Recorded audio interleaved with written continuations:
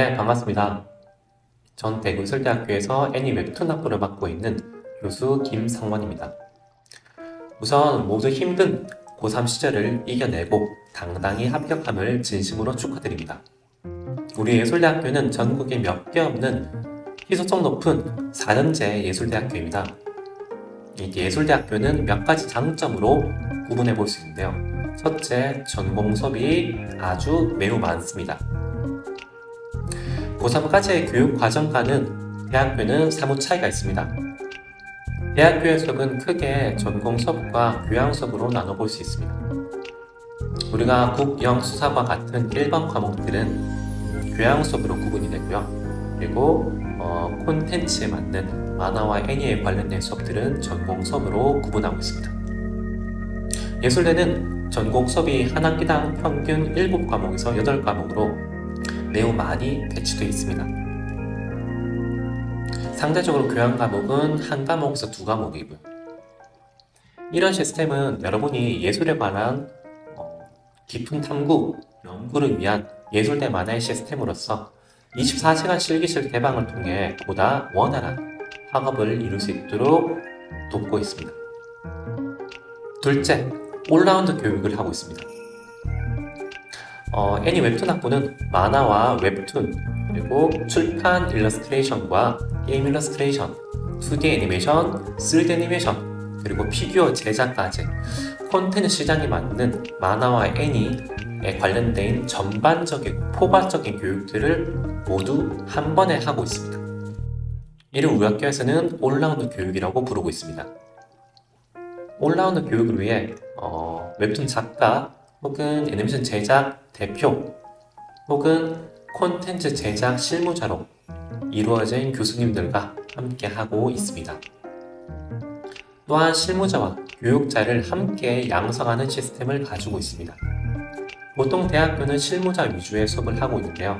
저희는 실무자와 교육자를 함께 진로로서 타진해 볼 수 있도록 교육론, 교육학습 방법, 교육 프로그램 개발 등 수업을 통해서 졸업 이후에는 누구나 문화예술 교육사 자격증을 취득할 수 있도록 함으로써 보다 진로의 다양성을 함께 추구하고 있습니다. 셋째, 많은 기업과 업체와 산학협력을 통한 교류를 진행하고 있습니다. 여러분이 익숙하게 알만한 기업은 샌드박스가 있겠네요.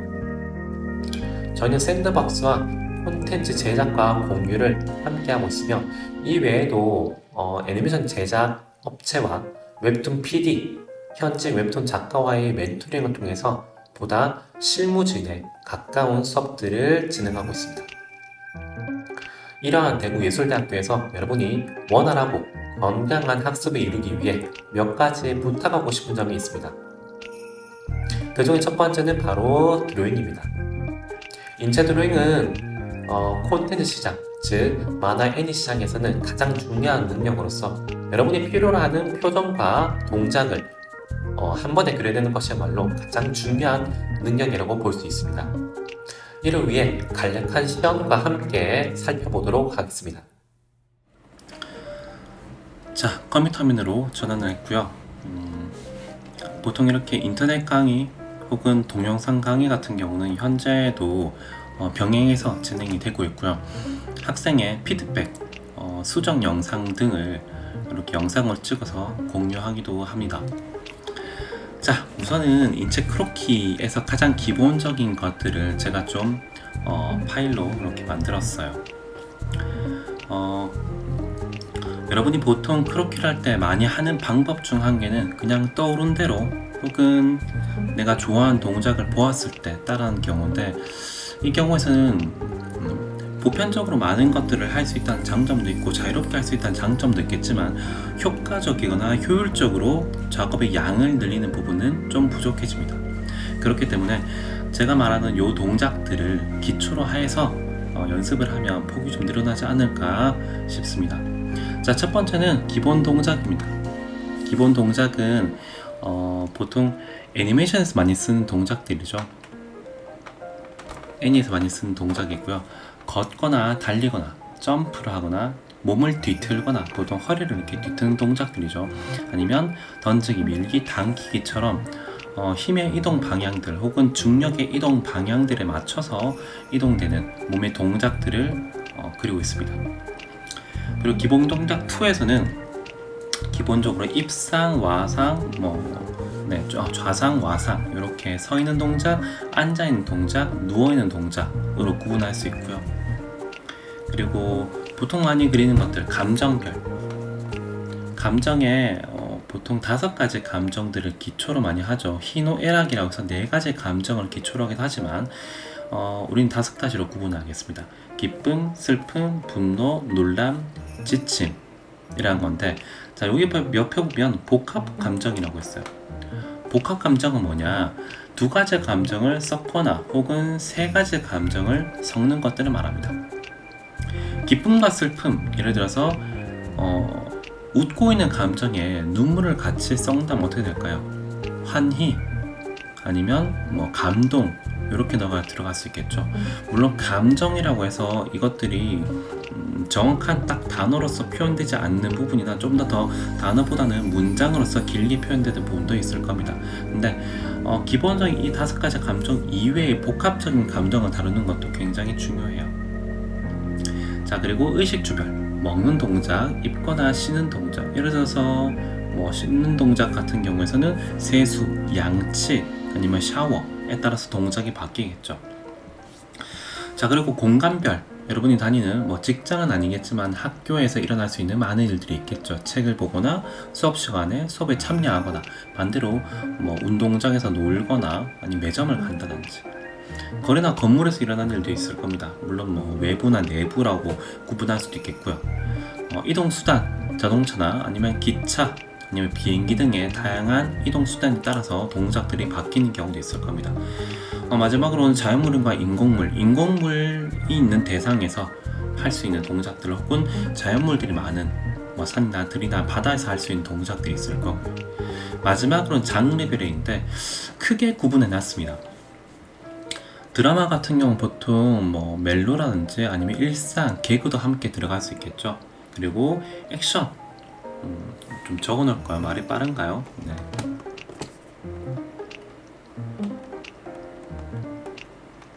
멜로나 아니면 개그, 일상 등들이 여기 포함될 수 있을 거고요. 액션 같은 경우는 사실은 무협과 판타지와 유사한 경향이 있습니다. 하지만 무협과 판타지에서 할 수 있는 동작의 어떤 기본적인 형태가 조금 다르죠.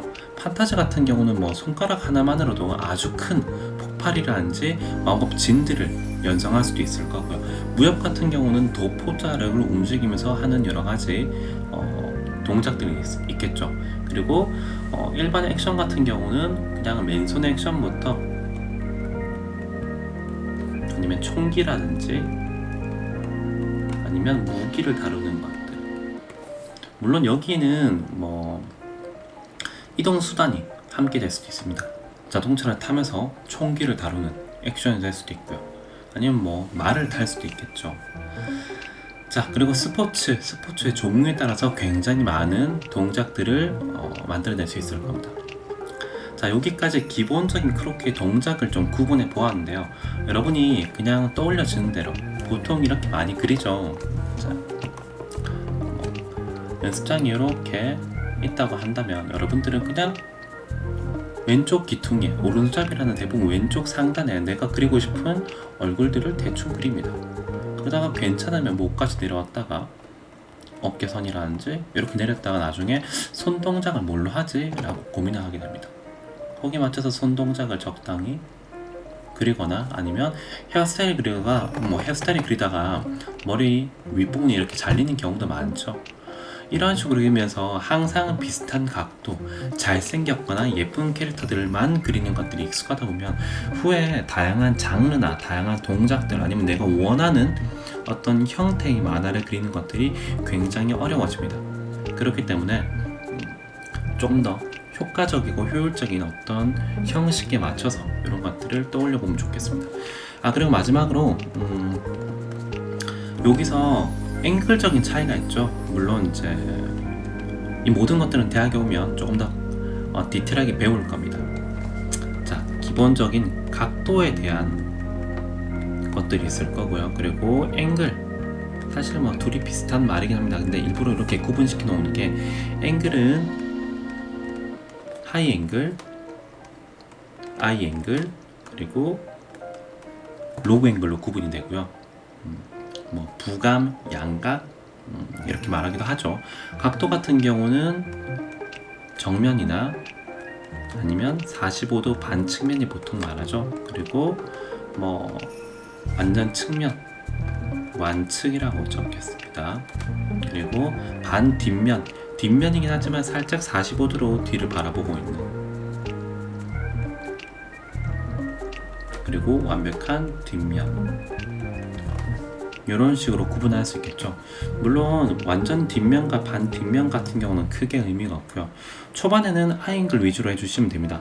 하이나 로우는 액션이라든지 아니면 조금 더 장르에 맞는 독특한 동작을 할 때만 신경을 써주시면 됩니다. 초반에는 대부분 45도 각도일 거고요. 그리고 하이앵글로 그림을 그려주시면 되고요.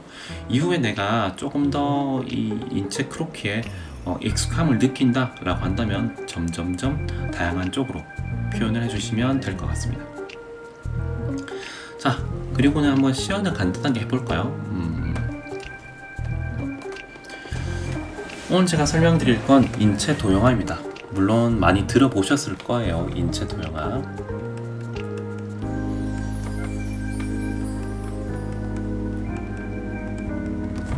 자, 인체 도형화 같은 경우는 인체를 간단한 도형식으로 만드는 건데, 여기서 우리가 알고 있는 많은 도형화의 종류에 대해서 여러분 한 번 정도 체크를 해볼 필요가 있습니다.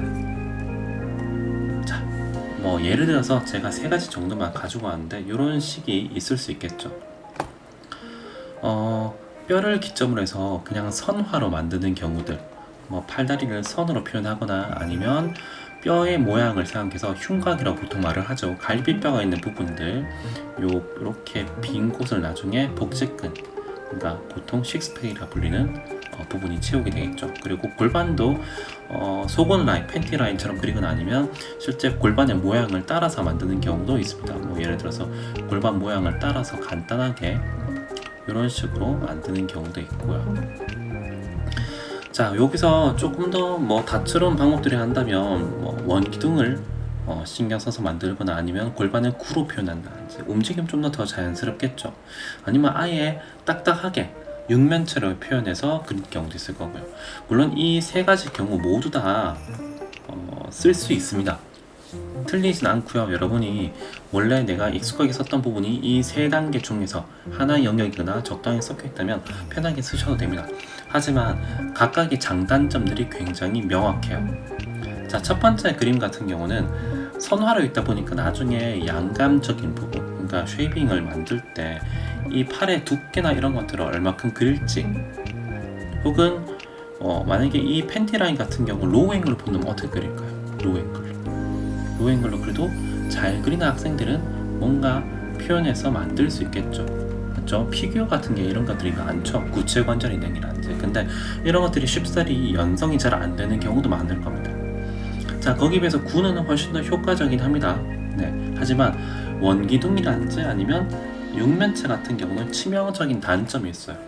우리는 옆모습을 그릴 때 보통 목의 위치나 아니면 상반신의 어깨 위치를 잡는 걸 꽤 어려워하는데, 목은 실제적으로 살짝 뒤로 빠져 있죠. 그리고 어깨 선도 실제로는 이런 식의 모양을 가지고 있습니다. 그러다 보니까 이 부분을 우리가 그냥 단순한 원기둥이나 면으로 그리게 되면 목의 길이가 틀려지거나 혹은 어깨 위치가 틀려지는 단점을 가지고 있습니다. 그래서 시시각각 변하는 인체를 그리기 위해서는 조금 더 포괄적인 방법이 필요할 때가 있을 거예요.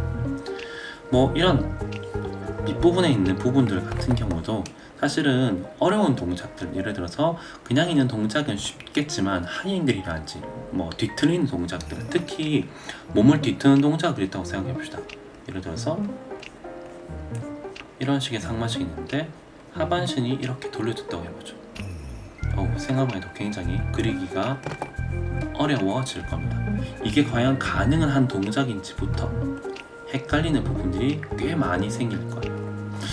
이게 이게 어디로 가야 되지? 이런 식으로 옆구리의 모양 같은 경우에는 사실은 외복 사근이라서 요 근육들은 고정되어 있는 A와 B의 위치에 비해서 굉장히 수축 팽창을 많이 하기 때문에 실제적으로는 이 공간들을 우리가 얼마큼 늘어날지 얼마큼 줄어들지 100% 이해하면서 그리는 것들이 쉽지가 않습니다.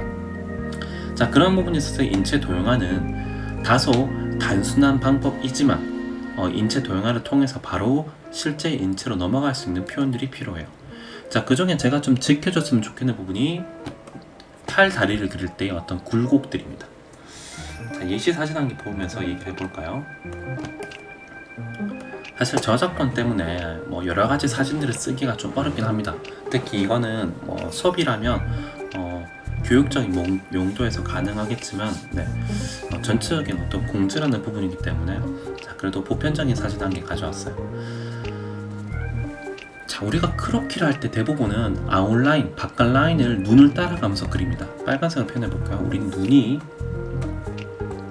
요 위에서 내 눈의 시선들이 이렇게 따라가다가 이걸 다 외우지 못하고 굴곡이 하나, 둘, 크게 3개가 있네 라고 하면 이것들을 비슷하게 하나, 둘, 뭐 3개 또 눈을 떼고 또 움직이다가 살짝 들어가네 살짝 들어가네 이런 식으로 따라가는 게 아마 가장 초반에 미술을 처음 그리면서 여러분이 익숙하게 그렸던 그림의 형상일 겁니다. 그리고 이렇게 한 선으로 그리는 게 겁나면 대부분은 어떤 선을 쓰죠? 소위 털선이라 말하는 선들을 짧게 끊어서 이렇게 연결하면서 쓰다 보면 어느 순간 내가 얼마큼 그렸는지 모르고 전체를 보면 틀렸다면 다시 또 지우거나 아니면 연하게 지웠다가 위를 다시 또 털선을 만드는 이런 형상들을 많이 봤을 겁니다. 자, 아웃라인은 우리가 인체의 모든 부분을 100% 현재 이해하기는 어려워요. 왜? 얘들은 뼈와 근육이 함께 있기 때문에 뼈와 근육을 모두 다 익힌다면 정확해지겠지만 우린 사실 굳이 그럴 것까지는 없죠. 나중에 수업을 듣게 되면 해부학이나 아니면 근육 해부학들 배우게 되긴 할 겁니다. 근데 근육 해부학을 100% 잘 모르더라도 그림을 예쁘게 또 자연스럽게 그리는 학생들이 있습니다. 어떤 거냐? 큰 근육들, 큰 아웃라인만 외워서 만드는 거죠. 그리고 그들을 도와주는 게 인체 도형화입니다. 그릴 때 효과적인 방법을 생각해야 돼요. 우선은 이 팔이 옆으로 뻗었을 때 가는 큰 라인들, 큰 움직임들. 사실 팔은 겨드랑이 중심에서 일자로 쭉 뻗었을 때 손의 중심을 지나지 않습니다. 살짝 위로 가는 형상이에요. 자, 그러면 저라면 원기둥을 그릴 때 일자로 그리거나 일자로 이렇게 그린 형상들을 그리지 않을 겁니다. 살짝 위로 가게 그린 다음에 거기에 맞춰서 원기둥을 그릴 텐데 처지는 살이나 이런 것들을 제외하고 기본적인 상완에 있는 어떤 덩어리는 좀 동그랗죠. 여러분이 팔을 만져보면 그럴 겁니다. 하지만 하완 부분은 조금 달라요. 면이 조금 더 큰 편이죠. 이렇게 커지다가 작아진 형상으로 되어 있습니다. 그리고 그 위에 보통 삼각근이라 불리는 부위를 이렇게 씌우는 거죠. 그리고는 손을 간단한 도형화로 만듭니다. 자, 이런 도형화를 하게 되면 장점이 뭘까요? 얘를 위에 그냥 아웃라인을 그대로 그리기만 그려도 우리가 알고 있는 기본적인 인체 라인을 그대로 따라가게 됩니다.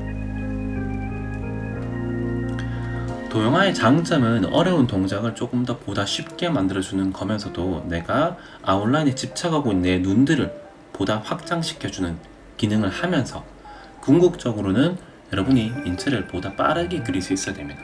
근데 인체 도형화를 그냥 아주 단순한 도형화를 그린다면 이거 위에 근육들이나 라인들을 새로 그려야 된다면 엄청나게 불편하겠죠. 결국에는 이 인체를 새롭게 다 보고 그리는 거랑 다를 바가 없지 않습니까? 특히 다리 부분이 보통 이런 편이죠. 다리 같은 경우도 그냥 단단하게 안정적인 이런 라인을 그린다면 사실은 마치 딱딱한 로봇 같은 느낌이 좀 들 겁니다. 근데 인체 굴곡 라인을 생각해서 라인을 그려준다면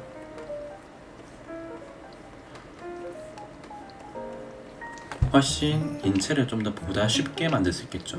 물론 많은 연습을 통해서 나만의 방식이 필요해요. 자, 다시 말하지만 여기서는 제 방식이나 혹은 다양한 학교의 교수님들이 알려주는 방식들을 그대로 따라갈 필요는 없습니다.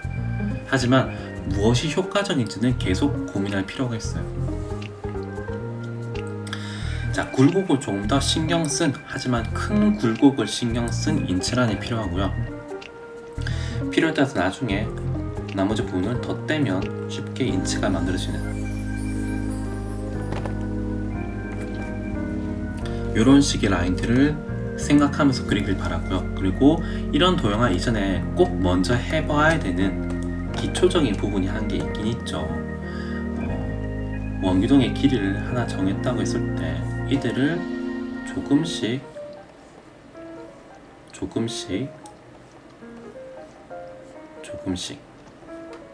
돌려보는 겁니다. 물론 우리는 수학자가 아니기 때문에, 그리고 100% 사진을 보고 그린 게 아니기 때문에 원래 있는 A의 길이가 얼마큼 B의 형태로 줄어드는지는 100% 알 수 없습니다.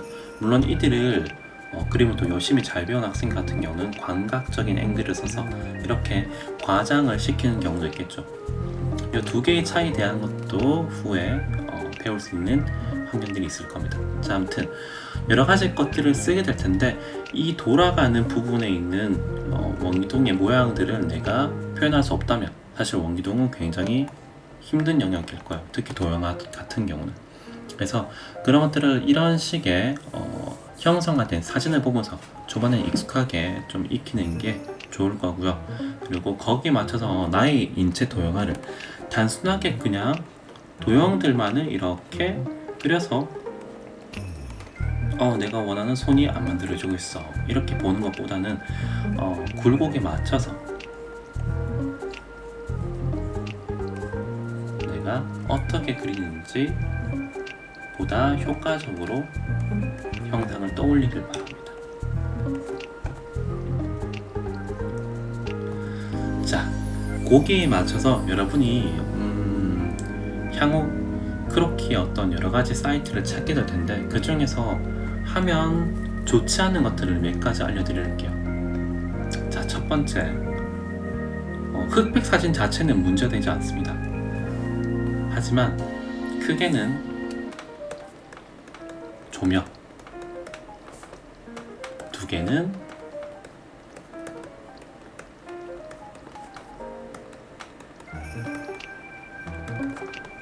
왜곡된 형태. 이 사진 자체가 아주 큰 문제가 되는 건 아니에요. 하지만 조명이 뒤에서 오기 때문에 형태는 알아볼 수 있겠지만 이 빛에 맞는 그림자를 익숙하게 표현하기는 좀 어렵겠죠. 그리고 왜곡된 형태가 어떤 거냐, 자, 우리가 사진을 보지 않은 이상 이런 식의 주름들을 그릴 수 있을까요? 그러지 못할 겁니다. 맞죠? 이거는 이 사진이니까 이렇게도 가능하네, 이건 사진이니까 우리가 그냥 사진이라고 믿겠죠. 하지만 이것들을 우리가 그대로 그림으로 표현했다고 생각해 봅시다. 대략적으로. 그래서 이런 식의 주름들을 내 그림이라고 올렸다고 해보죠. 사람들이 이쪽 주름이 뭔가 어색하게 보여, 이상한데? 라고 한다면 난 사진에서 똑같이 봤기 때문에 이거는 원래 있는 주름이야 라고 주장할 수 있겠지만 그림으로서 바로 들어온 이미지는 이상해 보인다겠죠. 그래서 형태 자체에서 어색하게 보이는 부분들은 우리는 다소 고쳐줄 필요가 있습니다. 그리고 이것들은 옷의 옷주름 뿐만 아니라 굉장히 많은 영역에서 쓰일 수 있어요. 자, 어떤 사람은 코가 좀 길고 어떤 사람은 발이 좀 작은 편이고 어떤 사람은 손가락 중에 손바닥이 매우 클 수도 있겠죠. 하지만 만화는 어떻습니까? 만화는 우리가 알고 있는 형태들을 우리가 가장 예쁘다고 또 좋아 보이는 형태로 왜곡, 과장, 생략을 시키는 영역이죠. 그런 부분에서 이 모델이 취하고 있는 동작 이외에 이 모델이 가지고 있는 단점들을 그대로 가져온다면 만화로서의 표현들은 다소 아쉬운 부분이 될 겁니다. 그래서 그러한 부분에서 사진에서는 뭔가 팔이 좀 길어 보이지만 난 조금 더 짧은 팔이 더 예쁜 것 같아, 다리는 훨씬 더 길게 그려볼까? 발이 좀 작아 보이는데 팔을 조금만 더 크게 그리자, 이런 식의 나만의 미적 감각들을 좀 키워서 이들을 그대로 그리기보다는 만화적 형태로 생략, 과장, 왜곡해서 그려주길 바랍니다. 자, 그런 부분에서 조명적인 부분에서 또 동작적인 부분에서 많이 도움될 수 있는 게 이런 식의 스포츠 사진들이죠. 특히 외부에서 하는 스포츠 같은 경우는 조명이 꽤 센 편입니다. 태양광이니까요. 그래서 일반적인 밝고 어둠의 그림자와 모양들을 쉽게 찾아볼 수 있습니다. 누가 봐도 이렇게 음영들의 흐름들, 보통 폐쇄 그림자라 불리는 이 그림자의 모양들을 우리는 쉽게 찾을 수 있겠죠. 물론 너무 크게 그림자가 드려져서 가려지는 부분도 있겠지만, 다르게 말하면 실제 여러분이 그리는 만화에서나 그림에서 모든 부분의 양감을 잘 살릴 필요는 없다는 얘기입니다. 앞과 뒤의 차이에 따라서 어떤 부분은 그림자로 많이 눌러질 수도 있는 거고요. 어떤 부분은 일부 그림자는 살려주고 일부 그림자는 조금 연하게 표현할 수도 있겠고요. 그런 식의 다채로운 어떤 밀고 당기기 같은 나만의 미적 감각을 그림에 표현한 요소들을 찾아보길 바랍니다. 자, 그래서 대부분은 옷을 입지 않고 누드거나 아니면 타이트한 옷을 입고 있는 이런 형상들을 많이 그리게 될 텐데요. 이런 형상에서 여러분이 좋아하는 만화 그림체 혹은 내가 좋아하는 인체 비율에 맞춰서 그것들이 2등신, 4, 5등신 혹은 6, 7등신 그리고 8, 9등신까지 다채로운 등신대 비율로 그려보시면 좋지 않을까 싶습니다.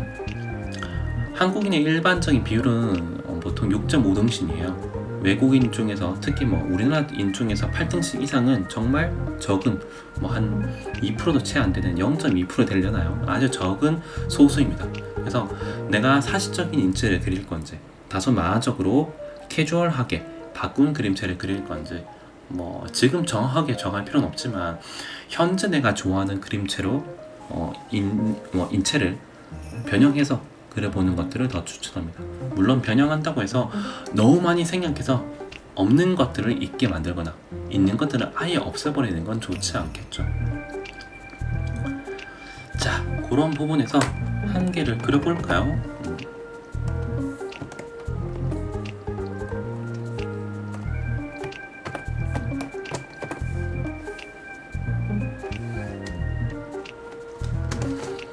다시 말씀드리지만 여러분이 표현하는 다양한 인체 크로키 방법들을 그대로 써도 됩니다. 하지만 이런 방식도 있겠네 라고 생각해 주면 좋겠고요.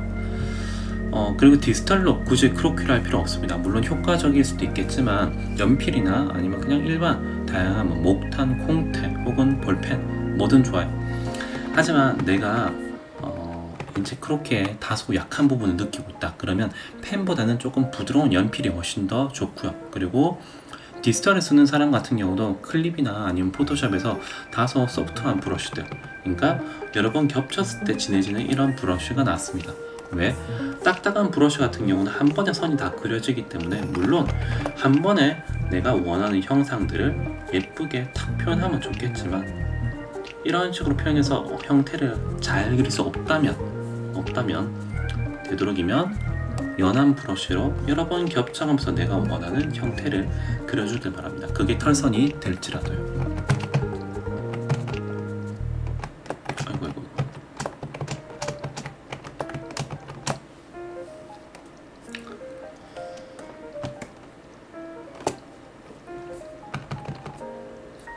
자, 우선은 내가 이 인체를 어떤 형상을 그릴지 생각을 좀 하고요. 그리고 이 형태에서 보이는 다양한 장단점들, 이 모델의 장단점들을 생각하면 좋을 것 같습니다.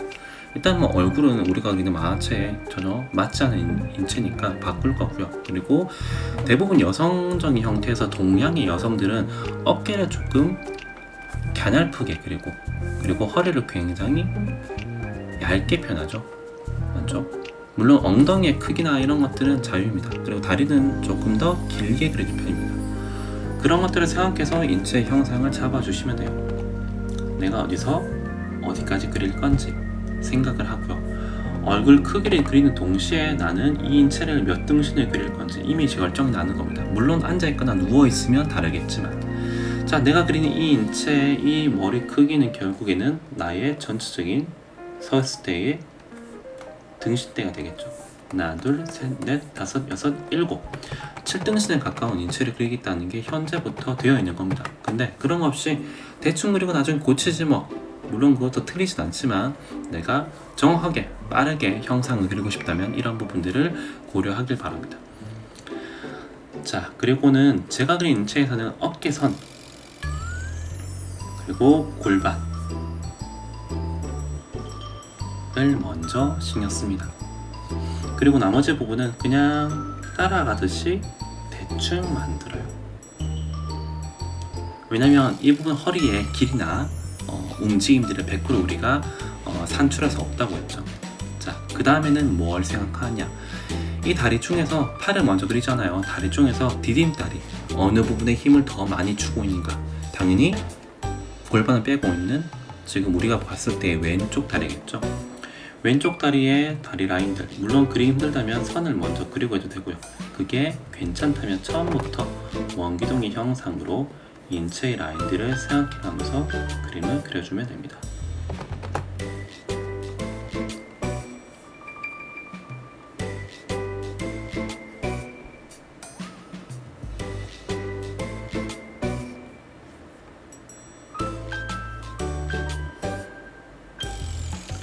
저는 보통은 정면에 있는 다리를 그릴 때는 바깥쪽 비복근이라 보통 말을 하죠. 이 무시 근육이라 하는 뒷다리, 종아리 근육을 먼저 그리고요.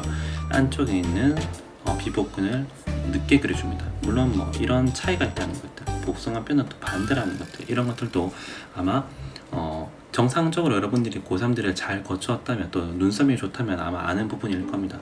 반대로 약간 틀어져 있는 부분 같은 경우는 당연히 안쪽이 비복근을 먼저 이렇게 그려줄 수 있겠죠. 네. 자, 그리고 나서 일반 팔을 내린다. 보통 여기서 목을 그릴 수도 있고요. 아니면 팔을 먼저 그릴 수도 있지만 저는 팔을 먼저 그려주는 편입니다. 자, 팔 라인을 그릴 때 여기에 팔을 이렇게 붙이면 어떻게 될까요? 어깨가 넓어지겠죠. 여성 그릴 때는 살짝 안으로 겹쳐지듯이 그려줄 겁니다. 실제로도 여성의 가슴이라든지 몸통에 살짝 살이 붙여지는 경우도 있을 거니까요.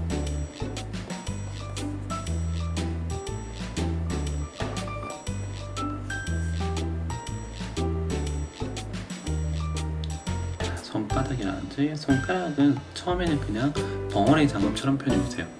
손과 발의 디테일이 지금 중요한 것 아니니까요. 전체적인 실루엣과 내가 그리고자 하는 인체의 표현이 더 중요한 겁니다. 자, 그리고 보통은 어깨에서부터 내려오는 형상이 일반적이지만 얼굴에 가깝게나 혹은 어떤 개체를 들고 있다 라고 한다면 상황은 바뀝니다. 어떻게? 여기서 이렇게 나갔을 때 손이 끝까지 닿지 못하는 경우도 있겠죠. 혹은 각도가 틀린 경우도 있을 겁니다. 그래서 어떻게 하냐? 손을 먼저 그려줄 거예요.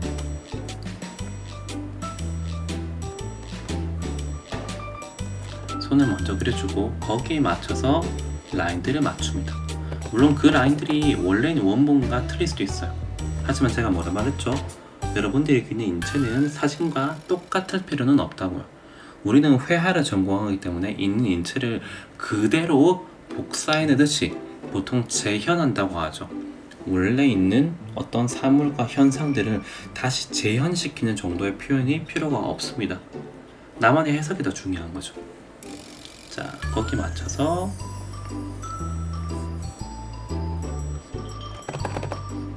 거꾸로 형상들을 맞춰줍니다. 자, 이제 부족한 부분 좀 채워볼까요? 목도 만들고요.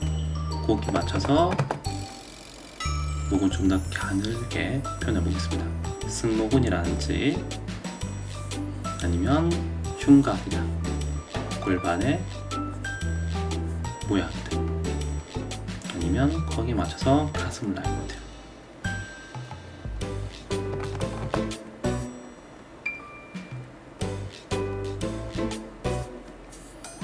자, 그리고 나서 다시 얼굴을 보는 거예요. 물론 얼굴 형태가 틀렸으면 다시 볼 수도 있습니다. 이런 식의 라인이 되겠네요. 자, 이 상태 라인에서 이제 보다 디테일하게 그리기 위해서 선화를 조금 더 깔끔하게 만들어주거나 눈, 코, 입을 그릴 수도 있지만 내가 인체의 전체적인 라인과 실루엣을 익히고 싶어 했다. 그러면 지금 있는 이 정도의 형태만으로도 충분합니다. 여기서 선화를 깔끔하게 따는 건 결국에는 나의 어떤 노력과 집중도에 따른 거니까 인체를 배우겠다는 노력이랑은 또 다른 영역이겠죠. 눈, 코, 입을 열심히 그리는 거 마찬가지입니다. 자, 여기서 내가 조금 더 인체를 좀 더 잘 배우고 싶다 라고 한다면 이 그림에서 보이는 혹은 이 그림에서 보이더라도 내가 이해하고 있는 어떤 인체 도형화에서의 음영들을 표현해주면 좋을 것 같아요. 사실 이 사진에서는 그림자가 보면 한 개, 두 개죠. 조명을 양쪽에 쏘아 주었기 때문에 사실 그림자가 100% 잘 표현되진 않았습니다. 그리고 위에서 조명을 쏘지도 않았죠. 인물과 그림자가 거의 유사하니까요. 거의 정면에서 조명을 쏘았기 때문에 이건 이제 실루엣을 익히기 위한 사진으로서 그림이기 때문에 좋진 않을 겁니다. 그럼 아까처럼 이런 식의 인체의 어떤 음영이 잘 드러난 사진이 있으면 좋겠지만 그런 게 없다 라고 한다면 우리가 알고 있는 원기둥에서 빛을 줬을 때 기본적인 표현들을 알고 있을 겁니다. 자, 이렇게 조명을 줘볼까요? 그러면 당연히 이마 라인에서 꺾이는 라인들, 그리고 원기둥은 반 정도, 여기서는 안쪽, 손도 안쪽 라인들,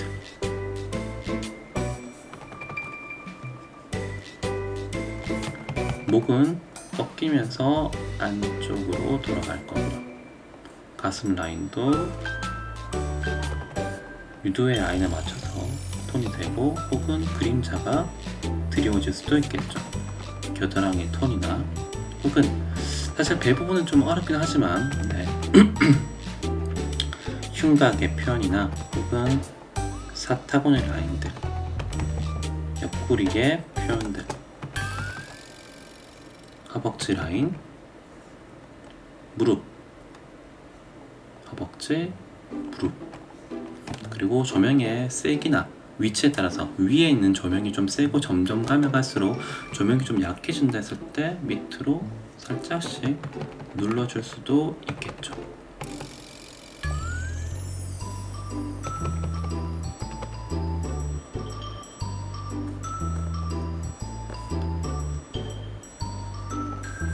자, 이런 식의 아주 기본적인 음영들에 대한 것들을 떠올려 주시면 좋을 것 같습니다. 물론 이런 것까지 완벽한 사진을 찾으면 좋겠지만 여러분이 크롭케를 하기 위해서 만약에 인터넷 서칭을 한다, 저도 그랬지만 1시간 이상 열심히 서칭을 하고 딱 원하는 사진을 찾기는 어려울 겁니다. 특히나 제가 얘기했던 동작별 어떤 구분들, 나는 오늘 양치라는 동작을 그릴 거야. 사실 가장 좋은 건 뭘까요? 내가 동작을 취해보고 그 사진을 찍은 다음에 그리는 겁니다. 아니면 영상을 찍은 다음에 캡처해서 그 사진을 그리는 거고요. 원하는 정확한 사진을 찾기는 좀 어려울 겁니다. 그러니까 구분은 하되 내가 찾고 싶은 사진에 대한 것들을 잘 못 찾겠다라고 한다면 지금 이것처럼 형태는 따라 하되 나머지 일정 부분들은 내가 상상하고 있는 대로 혹은 알고 있는 대로 표현하는 게 필요할 겁니다. 그리고 그대로 도와주는 게 원기둥이죠. 하지만 원기둥 그림에서도 약간 양감들을 조금 더 디테일하게 생각해 주길 바랍니다. 허벅지도 완벽한 동그라미는 아니죠. 앞부분이 조금 좁고 안쪽 부분이 훨씬 더 깊은 느낌을 가지고 있습니다. 그렇기 때문에 여기가 이만큼 톤이 들어가는 거겠죠. 이런 것들. 세세하게 얘기하면 사실은 굉장히 긴 수업이 될 거고요. 기본적인 어떤 크롭키의 구분들, 동작별 구분들, 그리고 방식에 대한 얘기는 이렇게 정리를 하도록 하겠습니다. 많이 그렸으면 바라면서 이런 식의 간단한 시험과 형상들을 설명하는 거니 괜찮다면 기회가 된다면 이 다음에 이제 주름에 대한 표현이나 혹은 음력에 대한 얘기들을 조금 더 디테일하게 할 수 있는 시간도 있었으면 합니다. 여러분이 우리 학교에서 주는 다양한 어떤 설문조사나 아니면 응답에 조금 더 잘 응해주길 바래요. 자, 그럼 다시 또 화면을 넘겨보겠습니다. 자, 이렇게 여러분의 드로잉의 방법과 방향들을 함께 타진해 보았는데요. 여러분이 편하게 하는 라이프 드로잉과 그리고 구조적이고 방법적인 면의 드로잉들을 함께 섞어서 연습을 해보았으면 하고요. 이를 통한 결과물들을 언제든 저희 학교, 저와 피드백을 나눌 수 있으면 좋겠습니다. 아마 3월에 여러분들이 가장 많이 보게 될 사람이 저일 텐데요. 그 전까지 그림 연습 많이 하고요. 또 고3 동안 못했던 활동과 또 경험들 많이 하면서 성상에서 건강하게 얼굴 보았으면 합니다. 영상 아래에는 저희 전공 사무실 전화번호와 제 이메일을 함께 기재해 놓도록 하겠습니다. 학교에 대한 궁금한 점들 혹은 그림의 피드백들은 언제든 연락하고요. 좋은 모습으로 3월에 뵙도록 하겠습니다. 네, 그럼 영상 시청해 주셔서 감사합니다.